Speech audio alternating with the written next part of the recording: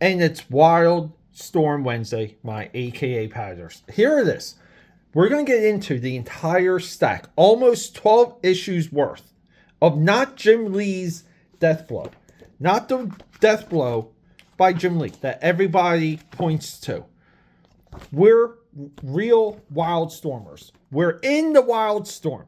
And when you're in the storm as much as we are on this channel on Wednesdays, we talk about the Tim Sale Deathblow. We're going to go through issues 4 all the way to 12. Join me. All systems are go. Let's do this.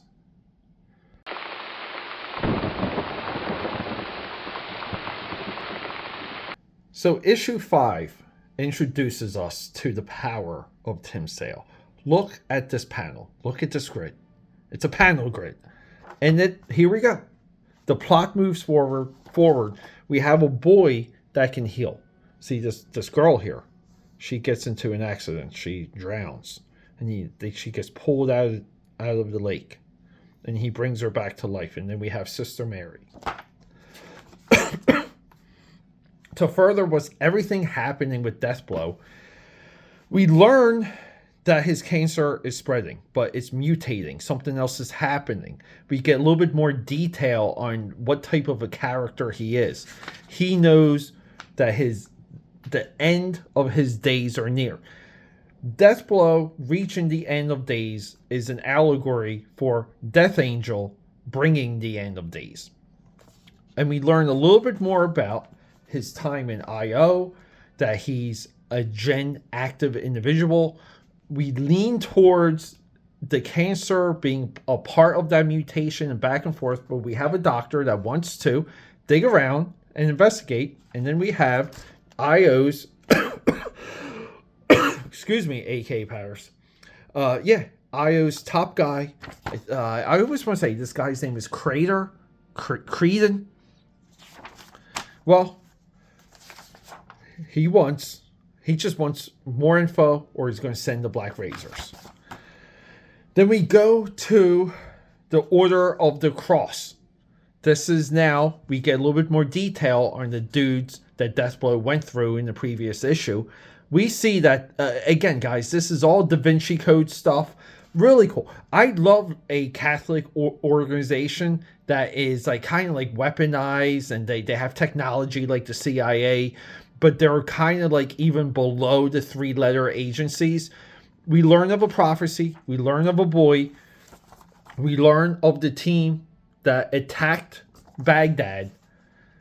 And now we know that they inadvertently let loose the end of the world with the Death Angel. So previously, I spoke about this issue. This is Sandy, by the way. I spoke about parts of this issue being the Sin City issue of Deathblow. But we clearly see the Frank Miller Sin City conversation that's happening on this page.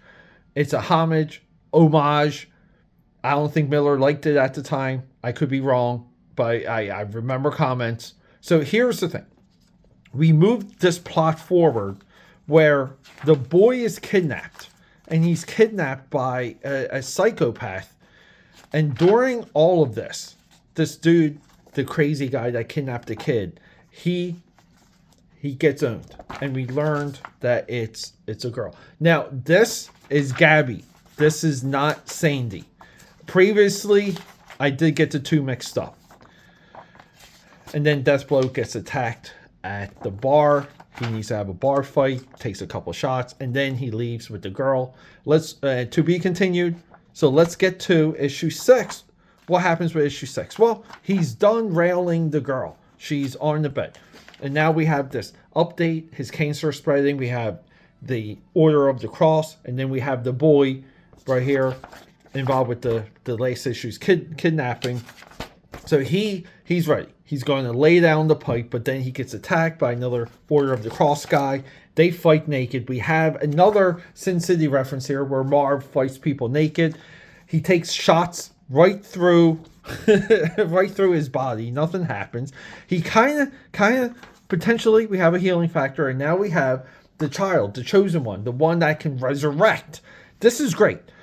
The Order of the Cross is like, guys, we're all in. We have to get this kid.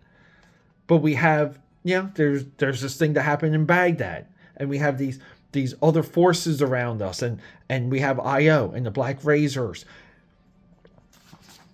But they're like, who cares?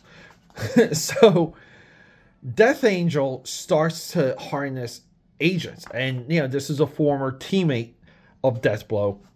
Herod, I believe, is the guy's name. Guys, I'm doing some of these character names from memory, but this guy's on a kill spree, and he's tracking down things now for Death Angel. So we can call that like our D plot. Now we have Sandy doing the same thing that this guy's doing, right? They're going to meet later. She's tracking things down. She has her Frank Miller hair. And then here we go. Don't you guys love it when movies do this? We have a whole, like, a nerdy guy that can translate a book, and now DEATHBLOW has a book that he got from Baghdad. Okay, all right. Now, was that explicit? Did it just happen? This is reading American comics. Sometimes you just go with new information. But we get the whole backstory to where there was a sword forged, and the sword was able to put this demon guy, and now they have a guarded temple. So the evil demon fallen from heaven, Archangel, Death Angel, he was put away, and then they build everything on top of it to hide the tomb. But then, as we know with issue 4, they nuked the tomb, they set the guy loose, and DEATHBLOW is just like, some of these days. But guys, look, I love how Tim Sale just draws libraries. And then, well, our boy goes home. He gets followed. Sandy, the sexy girl, or Gabby. I'm sorry, Gabby. She is there to greet him, and she's like, "I heard you ran into trouble." They go back and forth, and we kind of have a sense that these two have history. That will come to head later. Hopefully, I remember to tell you about it. And then we have a little bit of the. So now, the good guys are trying to track things down. The bad guys are trying to track things down to do what they're trying to do. Death Angel goes to see a member of the Order of the Cross. He essentially just like evaporates this guy's soul. But we see that the Order of the Cross, these guys can fight. I mean, look at that. Look at that. That's a kick from Batman Year 1, by the way. But then, Death Angel brings back the guy's wife. And then here we go, distracts him just enough where Death Angel just sucks out his soul. I mean, learn that Death Angel can almost like move through people, and he can harness what they know. And he's almost like a mist. Even though he's in a physical form, he can move through you like a mist. And then he figures out that there's a button, and that button unlocks the 4 horsemen. So now he has everything he needs. But it's cool how he's able to figure this out just by getting contact with the person. Because we do want that from some of our supernatural characters. We want them to act in supernatural form. I mean, we do some good dream sequences and jump cuts. This is a dream wake-up jump cut. And then we have this key. This key that kind of comes out of the book. He didn't know there was a key in the book before. Guys, just go with it. But we get a great little baby panel here by Tim Sale, issue 7, coming up. Hopefully we get some Sister Mary in this issue. Oh, and guys, quick side note. Jim Lee signed the issue 6 cover. We see it right here. There's only one signature on this cover.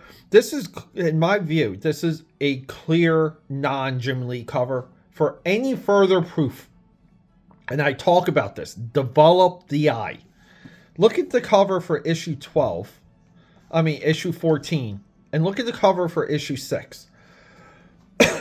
Could you say that this is the same artist? Isn't that wild?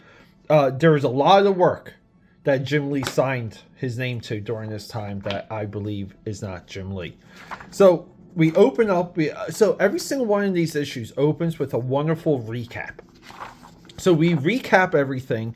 We're recapped further in everything that's happened through some of the exposition. Guys, I like captions. But DEATHBLOW here, he's calling in a favor from a guy he saved way back in the day, and he has a, like a hacker, cute girl. And look at the shadowing for that face. But we get additional exposition. We see that for whatever reason, Death Angel, being an agent of hell, he has to take a commuter flight, but he's in the airport, and we just see that he's able to control people. He's able to turn people against one another, and he turns this guy to dust. And they make a great comment. Where is it? Make a great comment here. So, trailing Death Angel are these guys from Indiana Jones and the Last Crusade, and we see here the 4 horsemen. So now we know what he has to do to gather the 4 horsemen, and this is great. They say if the guy who wore this cross, if he believed in the cross as he wore it, he would have been safe. So it's kind of cool, right? Like, it's just like the observation that people wear the cross and they don't believe it. I dig that. And then we're back to Gabby putting in the work, crunching the numbers, trying to research, trying to figure some things out. And she's, starts making some of these connections. But, I do like the silhouettes on this page. I do. The hair is so good. And then we're back with, Sister Mary. She's also doing the work. She's figuring out who Cray is. She's figuring out who some of these other individuals are. Here, she's talking to the Order of the Cross, and they're like, you have the boy. And she's like, I have the boy. And they're like, well, you got to keep the boy safe. Death is coming, and just give the kid a sandwich. Kids are always tough to draw, too, by the way. Yeah, and then we're back to a rainy night where, the agent of Death Angel is stalking our boy with our Frank Miller Rain, done very well here. And they're near, he's near, everyone's near this room here with Sister Mary. Everyone's near there. But then we have someone of the cross, and they're protecting the room, and this guy goes completely ham, gets stabbed to death. He's just nuking everyone. Sister Mary comes out of nowhere down here, and finally we get the confrontation of Sister Mary, because we got the cover. Well, we got Sister Mary, we got Deathblow, and before then we see that these some of these guys are they melt away from the forces of darkness. And Deathblow here, he's just trying to figure out. He's like, look, yeah, I know I shot you, but tell me who sent you, who is behind all of this. What's the cross? What is this revelation of the cross? Organization. What's these Da Vinci Code guys doing? But then we get some further exposition, a little bit too much. But now it's no longer a solo adventure. Now it's the 3 of them. Everyone knows what they gotta do. And he's like, I gotta get you out of here. And then our boy here burns. What does he burn down? I forget. He I think blows up a car, but then they go into the subway, right? He just blows up a car, with no place to run or hide. It's Travis. Sorry, Travis is the guy. He's been waiting for us the whole time. So anyway, so we get this nice, subway sequence with all of these tiles, and then this is where we get the true power of Death Angel, because we use this a couple times moving forward. The air gets cold, everything starts to freeze, and this is how Deathblow knows that the Death Angel is coming for everyone. And here he is, and Death Angel knows about Deathblow. So it's like Death Angel, Deathblow, death and death. Right here we got skulls, and they kind of have a little symmetry, but they can kind of talk to each other. They know the nature of each self. And then we have the guys from Last Crusade. They start ripping. But I just want to say, I love this sequence here, and it does have almost like an S pattern. This is great stuff. I like this panel so much because we see that he's blindly shooting. It's just there. It really is good storytelling. We get some future blaming. Everyone's just shooting. This guy has had enough. And let's wrap up this issue. We wrap up this issue with an innocent bystander getting hit. And the kid heals the girl, takes a bullet out of her head. And Deathblow is like, holy shit. Talk to me, sister. Who is this kid? See, up until this point, Deathblow just wanted to save the boy because he knew people were after the boy. Issue 8. We got a little bit to go. Oh my god, guys. Maybe this is too ambitious. Issue 8. We have Deathblow screaming at the clouds. Now, let's just say we have some nice foresight here. I know a lot of you own this cover. This cover is in every single dollar bin. I think if they make a dollar bin of comics 30 years from now, Deathblow 8 will be in there. This is the sword created to defeat the Angel of Death right here. And then we have the Holy Chalice. This is the Holy Grail. This is what I mean by Indiana Jones and the Last Crusade. Excuse me 1 second, guys. I have a frog in my throat. What this in the okay, we're going to go very heavy, and excuse my dirty nails. I've been comic book inking again, guys, trying to catch up on some work. Everything becomes about the Holy Grail and Deathblow, because Deathblow is convinced the Grail, thanks to the Order of the Cross, the Covenant of the Cross, the guys of the Cross, can save him. And here we go. We get Deathblow makes his way inside of one of these labs. And he's like, hey, it's still pouring out there. I may not melt, sister, but I'm in no mood to catch a cold. She's right, of course. This cancer is going to kill me. And again, too, if we're watching, excuse me, if we're watching this as a movie, and we see we have like creepy guy here stalking. If we're watching this as a movie, you know, like this is where we have multiple like main characters like ascending in a single location. So clearly, you know, we know that Deathblow didn't kill these individuals. It's the, you know, the crazy psychopath that's stalking him that also knows him. And we get this confrontation where Gabby, you know, she sees that the doctor she wanted to talk to is dead, and she's like, "Oh, the guy from the hallway, right?" And everyone, this is like very well designed, where everyone just like passes the door and just misses one another. Very well thought out. And guys, I do love that tiled floor. So Gabby encounters the serial killer, and she uses some of her powers. So now we realize, so in the WILDSTORM universe, this is not a mutation. We call this Gen Active. And we see she's got powers, but guess what? Boom. She gets a hand right through her chest, and then boom, she's out. She's out for the count, and Deathblow has left the hospital, and he is approaching the Order of the Cross. So, you know, he uses some of it. He grabs some dirt and throws it over the wall. He sees it's electrocuted, and then he fights, you know, just a bunch of these like super priests. And then, you know, Sister Mary's like, guys, we have to get along. So they get along because she says so. And then here we go. More exposition, more in the history of the Order of the Cross. If you guys ever see G.I. Joe Rise of Cobra, there's a scene where they're moving through what they call, I think, the pit. And you see like all the different layers. It's like a cross section because everyone's in like an elevator. This reminds me of that so much. And every single floor had like, you know, like guys training and guys flipping and readouts. It's just like, this is such a like sci-fi trope. I love it. I love the like the facility that does all the training visibly. Like the like it's all out there. And I mean, they even have guys training with sharks here. But no, we learn about the capabilities about the Order of the Cross. And even here, Deathblow is like, wow, like you guys, like I didn't even know you guys existed. This is nuts.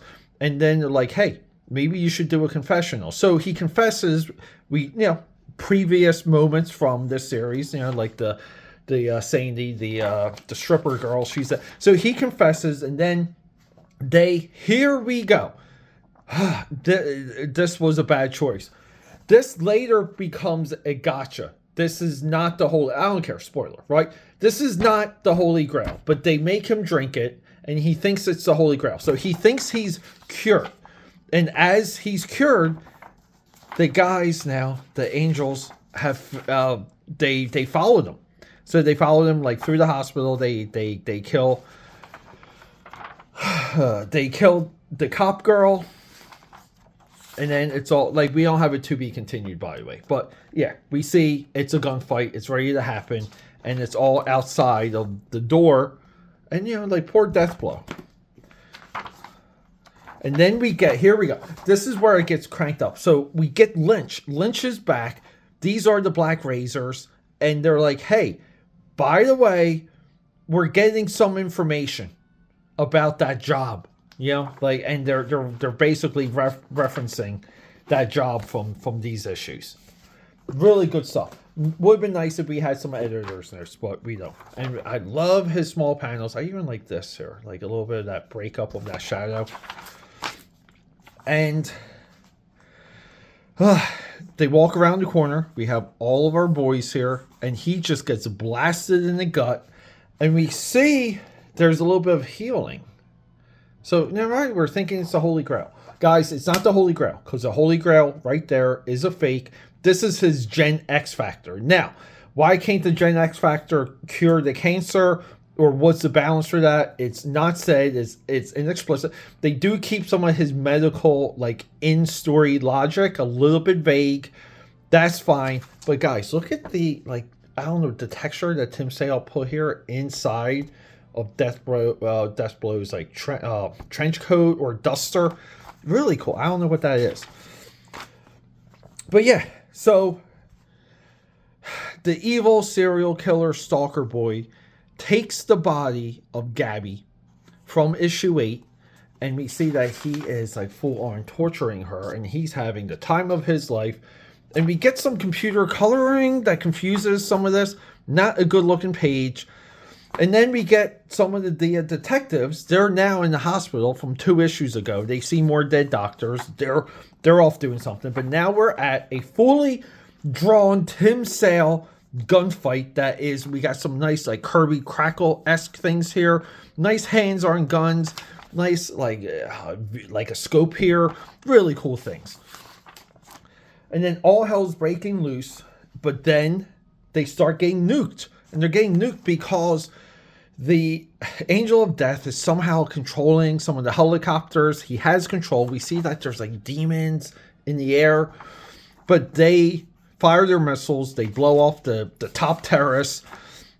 And then during this time, I don't know where it happens, but he gets impaled. He goes down. He gets impaled by a Black Razor. This could be Lynch. And we see like he kind of like dies off, but before he does that, look, he gets the chalice, he gets the Holy Grail, and he just shatters it. And then Deathblow is like, what the hell? And then Sister Mary catches up to the Black Razor. It is Lynch. Lynch is back, baby. We haven't seen Lynch since like issue 1, I believe. Maybe issue 2. And then like the horde multiplies. So all the people like that are in the vicinity, they become possessed. Very cool stuff. So now they have an army. Lynch calls in some Stinger missiles. They take out the hostile threat helicopters. And then, nice. Look at that panel. Look at that panel. This is a great panel here. I don't know. Right here. Lynch just ripping away. I like the ink effects. But then the Angel of Darkness resurrects. And he goes, hey, all the souls that you guys were just killing, I've absorbed them. I've gotten more powerful. And now I'm just going to take the kid that's supposed to heal the world, the prophecy kid, and I'm gone. And then everyone's left holding a bag, including Deathblow. And this dude just lies. He's like, hey, look, guys, I'm sorry we lied to you. We lied to you about the Holy Grail. Wasn't a good move. And then we get this amazing, so he confesses again. And we get this other sequence. So we learn about like kind of like how we met Gabby and him and Gabby. And it's kind of like a nice little backstory. But then, we get back and they're like, hey, you're the chosen one. Ancient sword. You're the new guy. You got the sword. And then, let's do this. So we have Tim Sale redrawing Jim Lee on the cover for issue 9. That's why issue 9 is cool. So all systems are go. So guys, check out the cover for issue 10. Issue 10 is the 4 Horsemen and Death Angel. This is the first time a character other than Deathblow has appeared on a Deathblow comic. Monumental. But Jim Lee, it's still doing some Jim Lee work. Guys, I sign off on this. I believe this one was drawn by Jim Lee. So, Deathblow is back talking to his friend that owes him favors. She's wearing like a nice slip. We see that he wakes her up at 4 o'clock in the morning. He's like, can you do some hacking for me? She's like, you're crazy. So they get back into one of the facilities, but they get spotted. The guy calls them in. And we look, nice backstory here. We're all caught up. And then we're at the top of one of the World Trade Centers. This is Doomsday. Death Angel has the kid. They kind of do this like halo effect on him. They do this also when he like possesses people. Nice effect. Nice tag. And then here we go. He raises. And he has his souls now. The souls previously were the soldiers from, I believe, issue 2, from the guys he killed in issue 2. They rise now. And now he has his 4 horsemen. And Lynch, Lynch calls it in. He's like, hey, whatever you can do, we need guys for this that are not Black Razor, that are not IO. I think you guys, if we look at the solicitation the next month, we know who those guys are. But yeah, and Deathblow. I mean, guys, look at this. Look at the wrinkles, the crotch wrinkles. Really nice stuff. Deathblow and Sister Mary, they're ready to go. Now, we learn that this girl, Gabby, the cop from way before, is the ex-wife. Okay? Now, I'm revealing that, but that was pretty much revealed during this confessional. I didn't say it then because I wanted the shock. So, it's his ex-wife. It's his wife or whatever. It's his wife. We didn't even know he was married. And he's flipping out. And they got the sword. He's flipping out. Now, guys, we have some economical quick drawing by Tim Sale. Like here. Well, he's getting his forms down. Some of the inkings there. These seem like very fast issues by Mr. Sale. I mean, we can tell by that face and that foreshortening. But, dude, Deathblow gets hammered right through the chest. What happens? It's his friend. But Deathblow's like, you cannot kill me. Because now I've died multiple times in this issue. And I potentially drank from the Holy Grail yet again. And then Gabby, here we go. She is not dead. But before she dies, she blasts this dude right through his chest. She saves him. They have a moment, but then now she's gone. Now the NYPD catches up. So we have kind of like the original B plot, which is now the F plot, coming in. All hell breaks loose. These guys with the binoculars are just like happy on the sidelines. And guys, everyone at NYPD is just a jacked superhero with goggles. And, they identify themselves because you got to do that. And then, boom, things get nuked. They end up in the river. Things burn. And then we cut to... So, this is where NYPD thinks that Deathblow and Sister Mary are dead. They kind of have the conversation where they're like, they're going to think we're dead. They're going to catch up to us. We have to continue the mission. We have to get the kid, and we have to kill Death's Angel.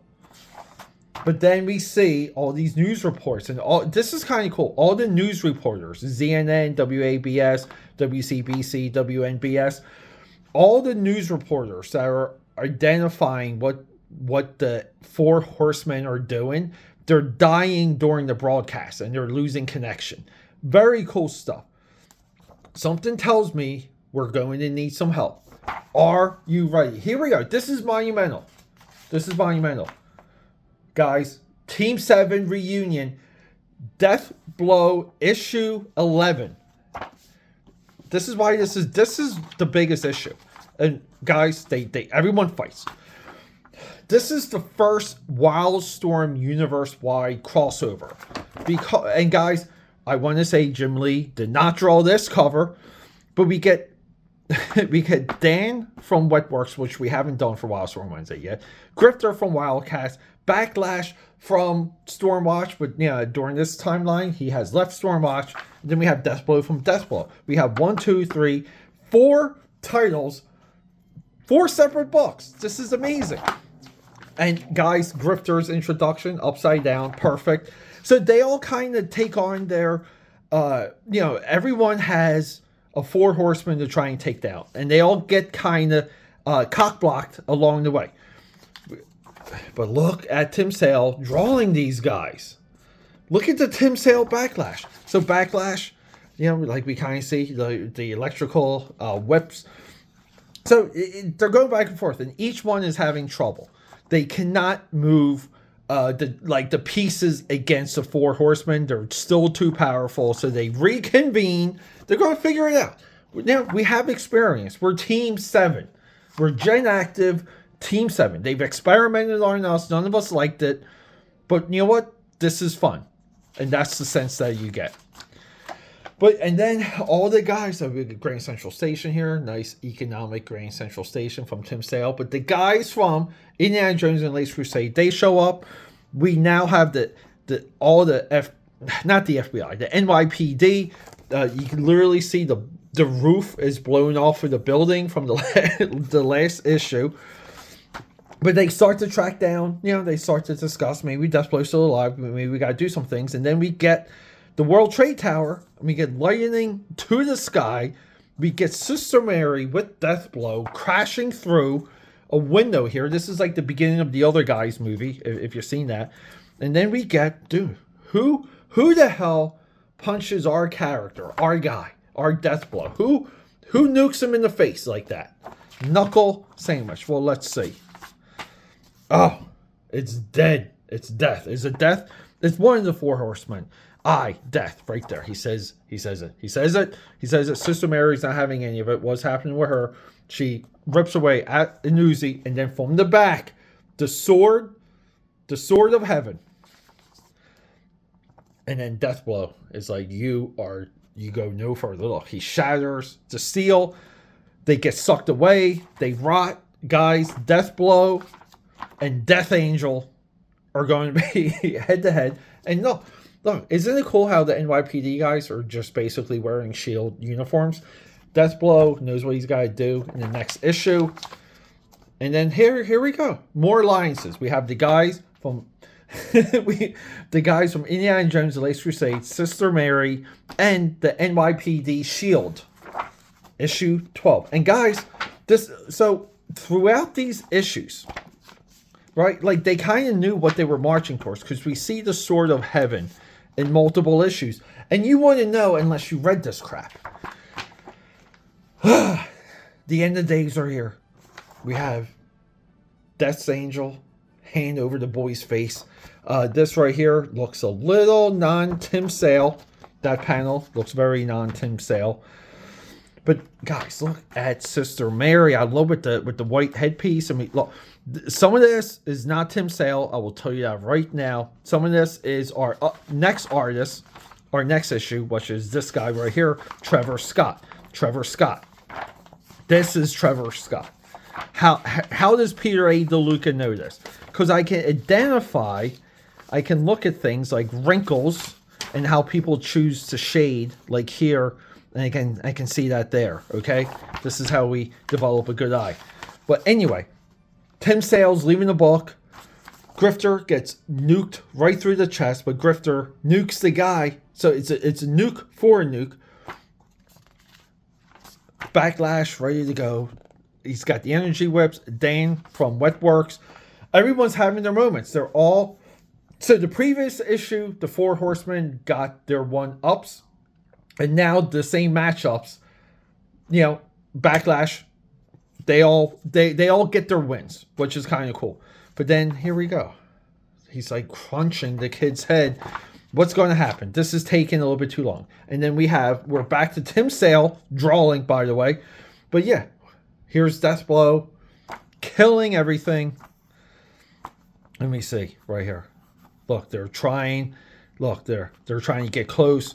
They're just dying. This is Raiders of the Lost Ark, guys.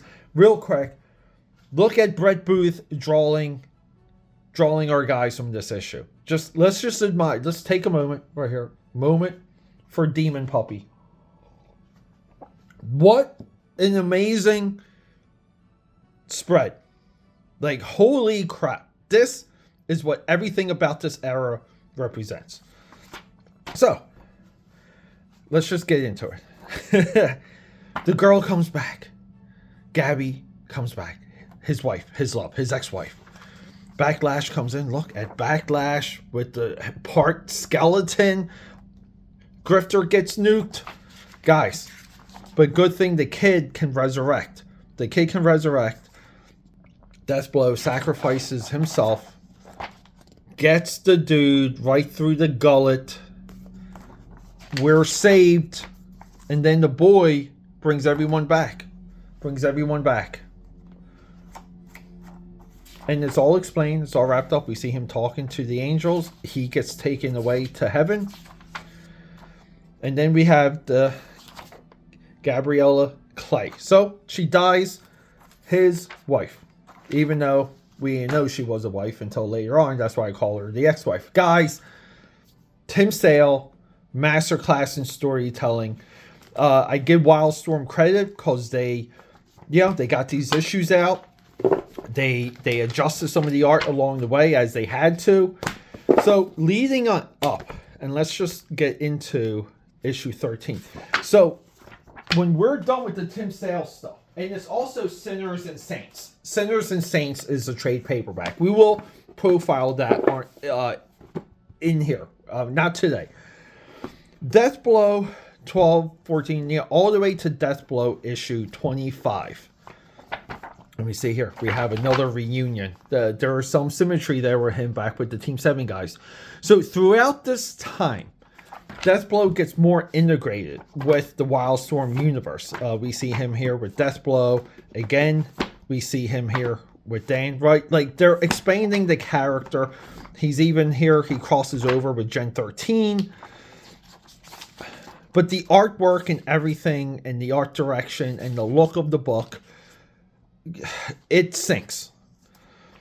I don't have a lot of motivation to read these as hardcore as I did previously, but I think a through line through a landmark issue like 25 is significant. So I'm going to chip away at these, but we're going to switch gears, and next week, aka Powers, we're going to hit Wetworks now for the first time. I'd love you. Subscribe, support, leave a comment, rock and roll.